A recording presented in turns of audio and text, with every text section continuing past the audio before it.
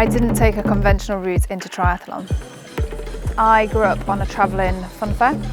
So my parents, we have travelled the world all over, opening up fun fair rides. It was passed down from generation to generation. So all of my mum's side of the family and my dad's side of the family were all travelling showmen. And my great-granddad originated from the circus, and he was an elephant trainer.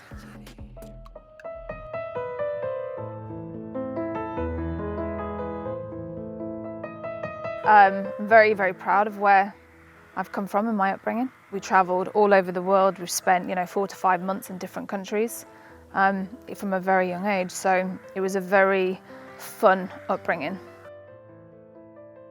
When you're travelling and when you're working, you're being treated as an adult. You're kind of expected to do work that adults do and grown men do. We was building up and pulling down machines, we was working, we was travelling through the night, you'd go to the next ground, you would set up.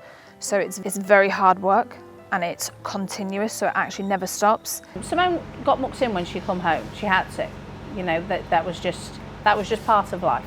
But no, she had the freedom to do that. Because I was the eldest, I was always working with my dad. She had the freedom to go and do her sports, do the athletic side, and it's something that she was very passionate about. And my mum and dad could see that, so they let her do it. She left home, went down to London, which is something that I would never have been allowed to do. But she was driven, but she's always been driven as a kid. If she wanted to do something, she'd do it, or she'd find her way to do it.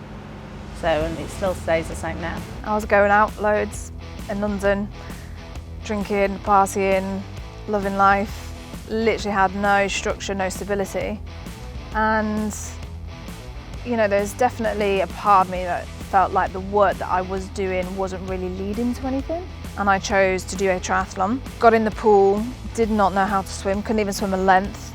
And having spent, £400 to kind of enter an Ironman, kind of got out and thought, wow, this is going to be a lot harder than what I really anticipated. And I just kind of had a bit of a panic thinking, oh, what have I done?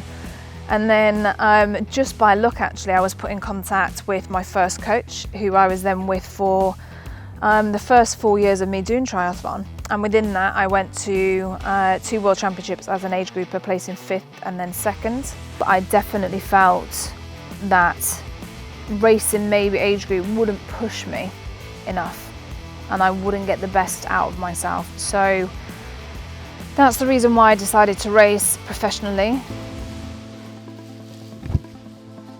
Oliver, the person that holds me and stuff together. I'm Ollie Mitchell. I married Simone 5 years ago. Then I played county rugby, then I played international rugby at under 16 and under 17 for England, and ended up damaging my neck. So I had a prolapse disc in my neck, which meant I had to call quits on my career at, I think it's about 22. I trained all the time with rugby and then I needed to keep it up, so I just race mountain bikes and stage races and stuff now, so it works really well with Simone. He is definitely the person that kind of keeps things running smoothly.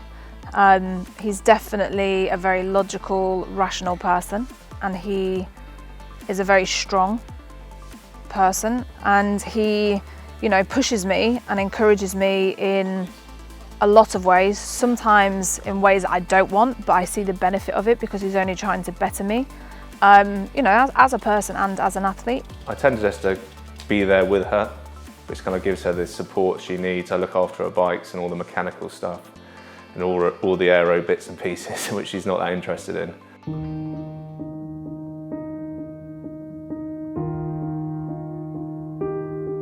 I think in many ways winning Wales and setting the course record in my first professional race was probably not the best thing, I think, for me personally. I'm very much under the influence of, to get what you want, you have to work very hard. And it felt easy. It felt like it came easy. And I think I then struggled off of the back of that to, I wanted to be on that top step all the time. And I felt like the harder that I tried and the harder that I trained, I just felt like I was going backwards. And then the whole COVID thing happened, and then I got COVID in 2020. And that really knocked me. It felt like it took me a long time to get my health back after that. And when you're going into races not feeling 100%, you know, after a few races of feeling like that and struggling, you know, undoubtedly it's going to hit your confidence. And then there was definitely a part of me that completely, you know, I probably drilled myself and telling myself that I wasn't good enough and I wasn't going to progress and I wasn't going to get better. The last 2 years have been really tough. She had a form of glandular fever, and yeah, it was really difficult to see her struggling just kind of day to day with energy, and then her blaming herself mentally, and then questioning why she's doing the sport and bits. And we only recently found out, like a month before Ireland, I think it was, that she actually got diagnosed.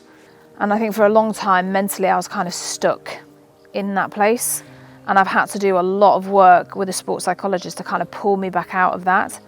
And I think that's why now I'm just in a good place, because I feel like I've kind of had to go through all those different waves, and now I just want to be able to look back and just enjoy it, because I did not enjoy it last year. It's very difficult at times, but then when you see your wife winning Ironman Wales and Ironman Ireland, it's worth the pain and the heartache. Ireland was fantastic because she just raced for the love of it, and we're going to Kona in exactly the same basis, that she's just going to go, good experience, have a holiday, just enjoy the process, and enjoy riding your bike and go for a run.